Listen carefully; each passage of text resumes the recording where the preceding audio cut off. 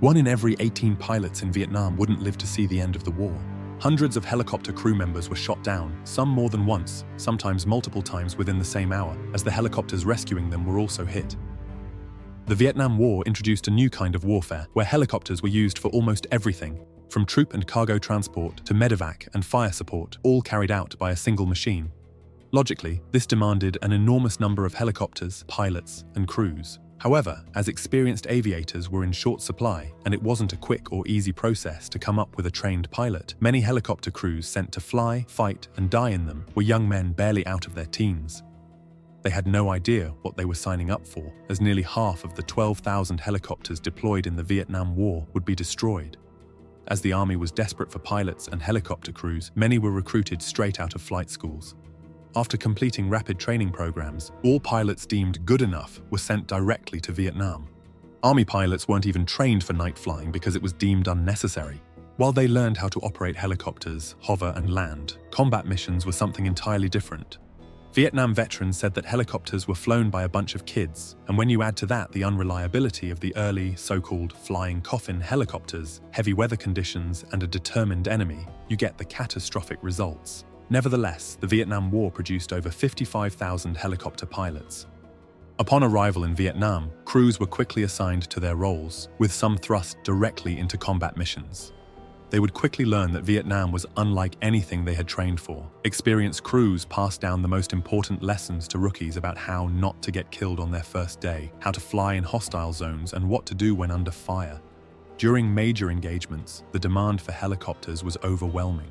Sometimes, there simply weren't enough crews, so crews sometimes had to pull double or even triple 12-hour shifts, as ground troops urgently needed their support.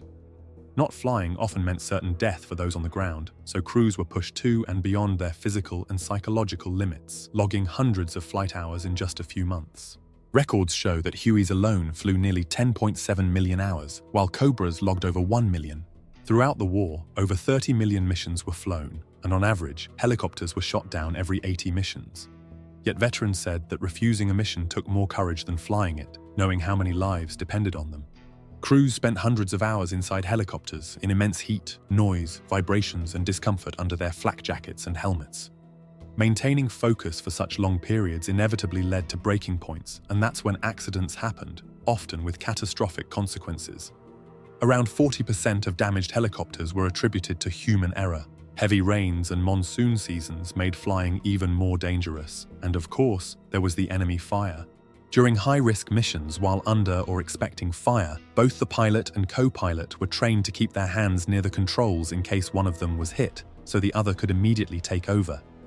Helicopters had almost no armor at all, with some protection only around key components, so at low altitudes they were highly vulnerable to anything from small arms fire and RPGs to anti-aircraft guns.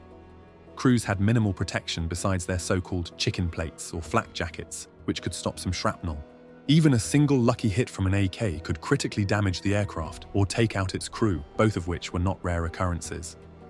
Flying at low altitudes to avoid detection made helicopters easy targets for a wide range of weapons and also increased the risk of hitting obstacles. The Viet Cong and North Vietnamese Army devised creative ways to make their job as dangerous as possible. Ambushing landing zones or setting traps to lure Americans into kill zones became standard tactics. They studied US strategies and learned to predict next steps, such as when medevac helicopters, gunships, or reinforcements were about to arrive, allowing them to design their attacks to inflict maximum damage.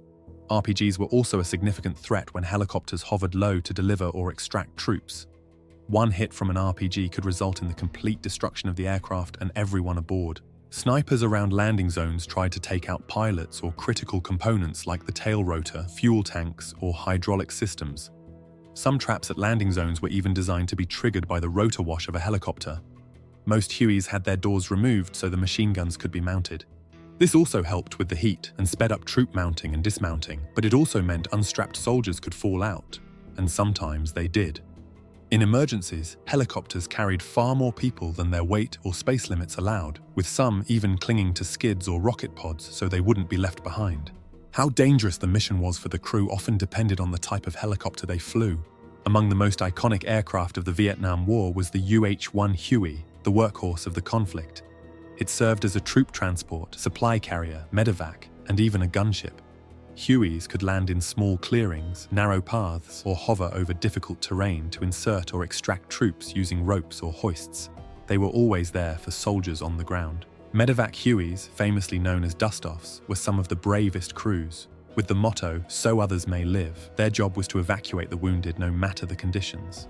Crews repeatedly risked their lives flying directly into heavy fire to retrieve the injured, saving thousands of lives.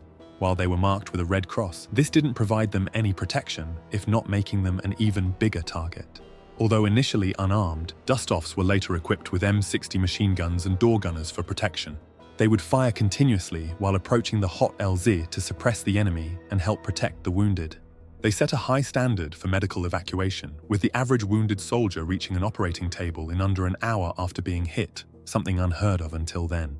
A dust-off crew typically consisted of a pilot, co-pilot, crew chief, and medic. Medics would stabilize wounded soldiers as much as possible during the flight to evacuation hospitals. Sometimes, after heavy and intense missions, dust-offs would land in shallow rivers to wash out the helicopter's horrific, blood-soaked interior.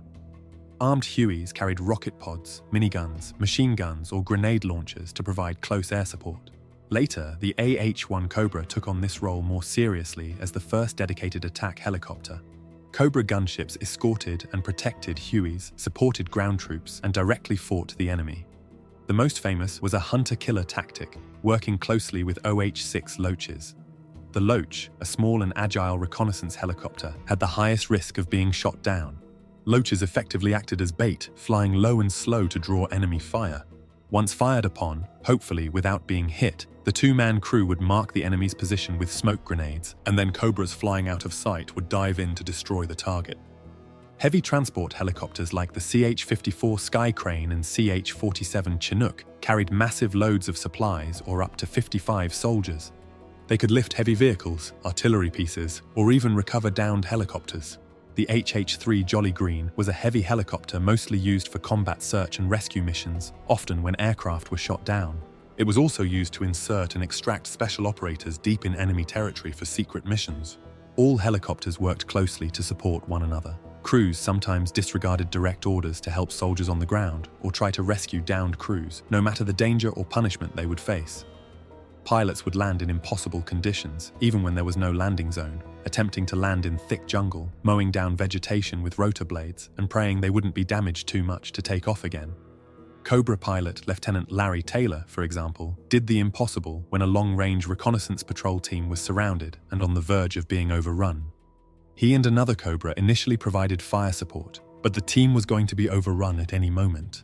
As darkness fell, he deliberately drew enemy fire onto his Cobra by turning on its lights, giving the team a chance to reach a narrow clearing. Despite the Cobra being a two-seat gunship with no troop transport capability, he flew directly into enemy fire, ordering the team to grab hold of the skids and rocket pods.